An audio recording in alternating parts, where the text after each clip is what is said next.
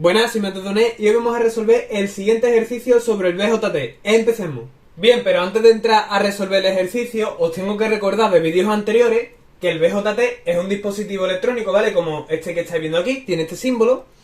Tenía tres terminales, la base, el colector y el emisor, y su función principal era la de amplificar señales, ¿vale? Metemos señal pequeña y sale por aquí señal grande. También os recuerdo que teníamos una tabla que nos representa los posibles estados del BJT, que era activa, saturación y corte.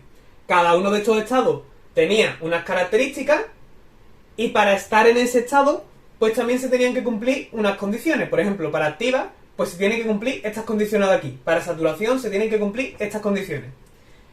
Bien, pues os recomiendo que pongáis esta tabla en una hojita, ¿vale? La copiéis en una hojita, porque nos va a servir para ejercicios también posteriores. Y bueno, vamos a empezar con el ejercicio. Bien, chicos, pues vamos con el ejercicio. Nos dan este circuito de aquí y nuestro BJT está aquí, ¿vale?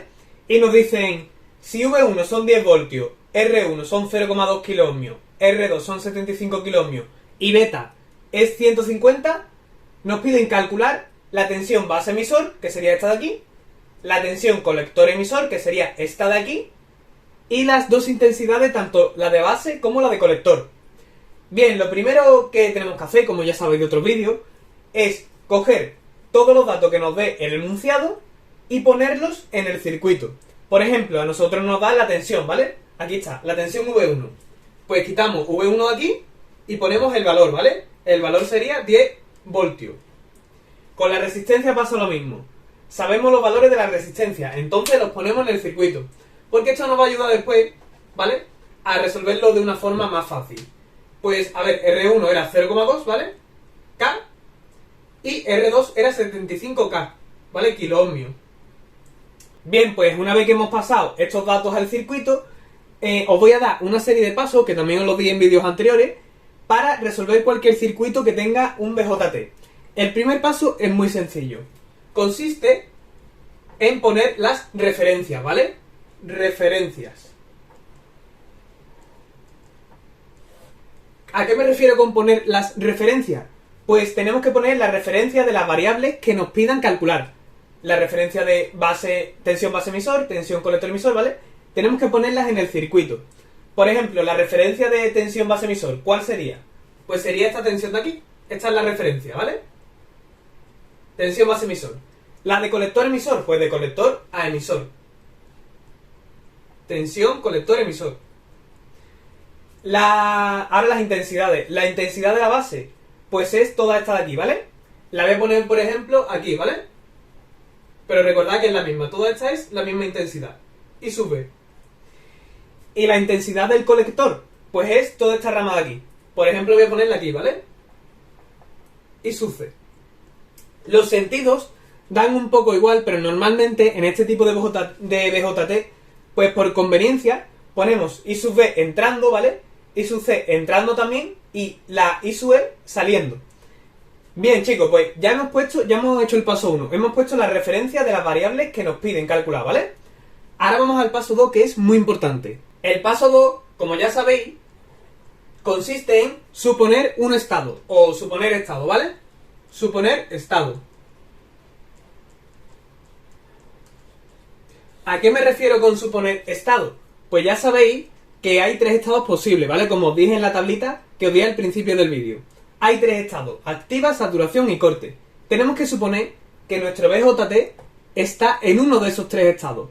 Por ejemplo, en nuestro caso vamos a suponer activa. Podemos suponer lo que queramos, pero vamos a suponer activa. Suponemos activa. Suponemos activa. Y ahora, ¿qué es lo que ocurría en activa? ¿Cuáles eran las características que caracterizaban el estado de activa? Pues la primera característica es que en activa la intensidad del colector es beta por la intensidad de la base, ¿vale? Y la otra característica es que la tensión base-emisor siempre era igual a 0,7 en activa, ¿vale? O sea que las dos características eran estas. Por tanto, hemos supuesto un estado y hemos cogido sus dos características principales. Ahora vamos al paso 3. El paso 3 va muy ligado con el segundo, ¿vale? Y consiste en calcular las variables que nos faltan. O calcular variables, ¿vale? Calcular variables. Esto de calcular variables nos referimos a que, por ejemplo, nosotros al suponer activa ya hemos calculado, entre comillas, la tensión base emisor.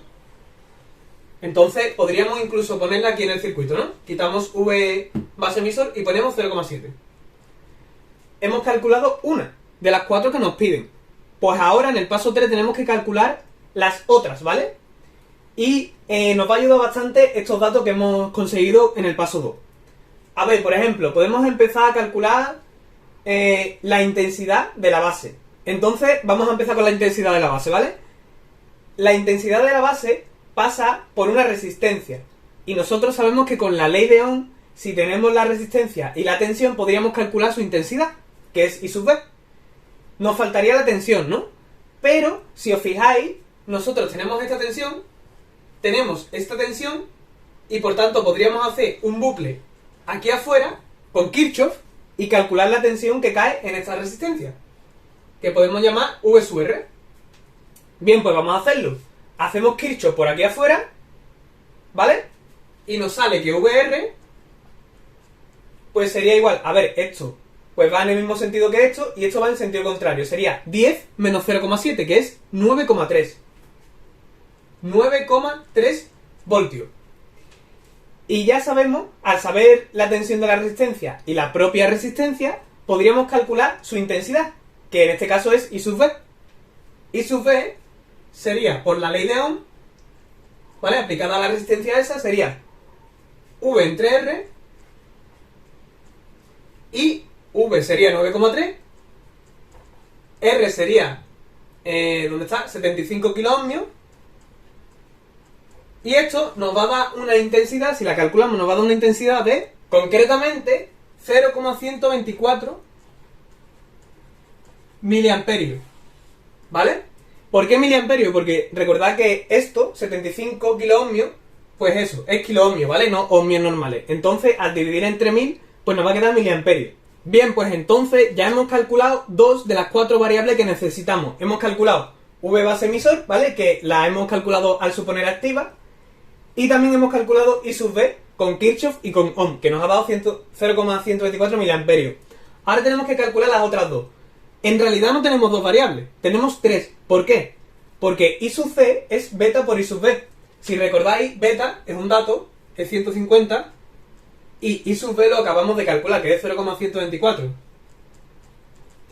Entonces, podríamos calcularlo del tirón, ¿vale? I sub C, pues ya digo, sería 150 por 0,124. Si ponemos eso en la calculadora, ¿vale?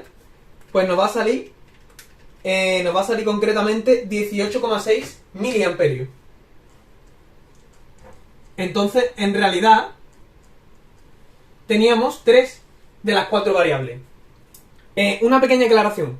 Como veis aquí, os dije al principio del vídeo que el BJT es como un amplificador, ¿no? Ya estáis viendo, metemos 0,124 miliamperios y salen 18,6 miliamperios. Aquí veis un poco la función de amplificar. Bien, pues una vez dicho esto, ya solo nos quedaría calcular la tensión colector-emisor, que es esta de aquí, ¿no? Bien, pues vamos a borrar esto de aquí en principio, ¿vale?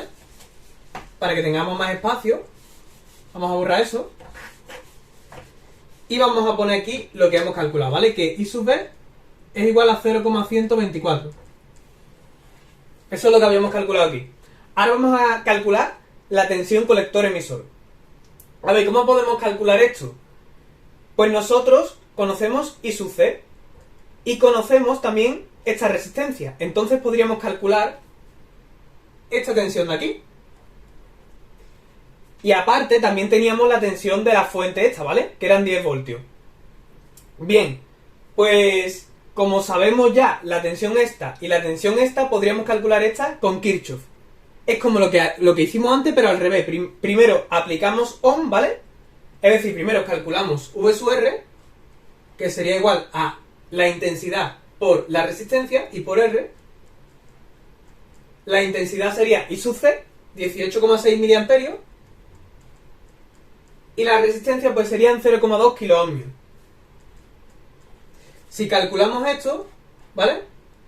Lo ponemos en la calculadora, 18,6 por 0,2, pues nos va a salir 3,72 voltios. Y ahora tenemos esta tensión y no tenemos esta, pero aplicando un bucle aquí, en esta malla de aquí, ¿vale? Esta de aquí, pues con Kirchhoff podríamos calcular la tensión colector-emisor, ¿vale? La tensión colector-emisor pues sería, a ver, esta va en este sentido, ¿vale? Esta es la que va en el sentido contrario, entonces sería 10 menos 3,72. Y eso da 10 menos 3,72, pues da concretamente 6,28. ¿Vale? Simplemente aplicamos Kirchhoff para sacar esta tensión, aplicamos la ley de Ohm para sacar esta tensión y después aplicamos Kirchhoff para sacar esta otra. Bien, pues ya tenemos las 4 variables. Ahora vamos con el cuarto paso. Bien, chicos, pues he borrado un poco la pizarra, ¿vale? Os he puesto aquí las 4 variables que hemos calculado, las 2 tensiones y las 2 intensidades. Y también he puesto un poco más claro el circuito porque ya había muchas cosas, ¿vale? Y solamente he puesto los datos principales. Ahora, como ya digo, vamos al cuarto paso, que si os acordáis de vídeos anteriores, consiste en comprobar el estado, ¿vale? O comprobar.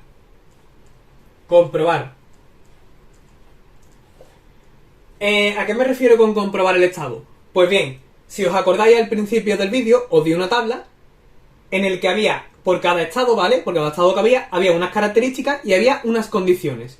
Pues tenemos que verificar en el estado que hemos supuesto que esas condiciones se cumplen. Por ejemplo, nosotros hemos supuesto activa, ¿no? Activa. Las 2 condiciones de activa, si os acordáis, ¿vale? Que eran las de la derecha del todo, pues era que I sub B tenía que ser mayor que 0 y también que la tensión colector-emisor tenía que ser mayor a 0,2. Entonces lo que tenemos que hacer es verificar que estas condiciones se cumplen en el estado que hemos supuesto. Entonces nos tenemos que preguntar, ¿la I sub B es mayor que 0? Pues nos ha dado 0,124. Eso es mayor que 0. Entonces, esta condición se cumple. Y nos tenemos que preguntar, ¿la tensión colector-emisor es mayor a 0,2? Pues sí, nos ha dado 6,28, que es mayor que 0,2. Entonces también se cumple. Por tanto, podemos decir que, como las dos se cumplen, una aclaración, ¿vale? Si una de las dos no se cumple, tenemos que volver al paso 2 y suponer otro estado. Pero vamos, que en nuestro caso, como se han cumplido todas las condiciones, podemos suponer que efectivamente está en activa, ¿vale? Ya lo verificamos, está en activa. Y este sería el resultado de nuestro ejercicio, ¿vale? La solución. Ya digo que si una de las dos no se cumple, tendríamos que volver al paso 2 suponiendo otro estado. Bien, chicos, pues espero que os haya gustado el vídeo. Os voy a dejar más ejercicios tanto en el primer comentario como en la descripción y en todos lados para que vayáis practicando. Poco a poco vamos a subir el nivel, así que recomiendo estar atentos y hacer los ejercicios. Y bueno, eso es todo. Nos vemos la próxima. Adiós.